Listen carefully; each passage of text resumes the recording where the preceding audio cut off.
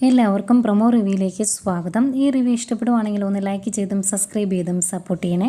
അപ്പോൾ ദേവയാനി ആദർശിനോട് പറയുന്നുണ്ട്, നീ ഇപ്പം തന്നെ പലതവണ പറഞ്ഞു കഴിഞ്ഞു, അവർ ഇവിടെ വന്നപ്പം ഞാൻ നല്ല രീതിയിൽ പെരുമാറിയില്ല, സംസാരിച്ചില്ല എന്നൊക്കെ. ഏതായാലും അത് ഇവിടം കൊണ്ടങ്ങ് നിർത്തിയേരെ, എപ്പോഴെപ്പോഴും ഇനി പറയേണ്ട കാര്യമില്ല എന്ന് ദേവയാനി ആദർശിനോട് പറയുന്നുണ്ട്. അതിനുശേഷം ആദർശ് നയനയുടെ വീട്ടിൽ ചെന്ന് സംസാരിക്കുന്നതാണ് കാണിക്കുന്നത്. ആദർശ് നയനയെ വിളിക്കുമ്പം നയന പറയുന്നുണ്ട്, ഞാൻ പിന്നെ വന്നോളാം ആദർശേട്ടാന്ന്. ആദർശ് പറയുന്നുണ്ട്, നീ ഇവിടെ നിൽക്കേണ്ട യാതൊരു കാര്യവുമില്ല, നീ ഇനി എപ്പോഴാണോ അങ്ങോട്ട് വരുന്നത്, നീ നിൻ്റെ അഭിപ്രായം മാറ്റിയത് അച്ഛനും അമ്മയും അവരുടെ അഭിപ്രായം പറഞ്ഞതിന് ശേഷമാണ് എന്ന് എനിക്കറിയാം എന്നൊക്കെ ആദർശ് പറയുന്നുണ്ട്.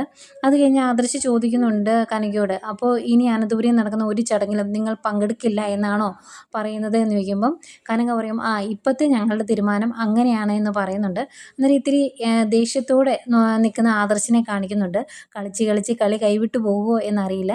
പിന്നീട് നമ്മുടെ നവ്യനെ കാണിക്കുന്നത്. നവ്യ അഭിയോട് പറയുന്നുണ്ട്, എടാ, ഞാൻ നിന്നോട് ഓരോന്നും സംസാരിക്കുന്നത് നിൻ്റെ മുൻകാല ചരിത്രം എൻ്റെ മനസ്സിൽ കിടക്കുന്നതുകൊണ്ടാണ്.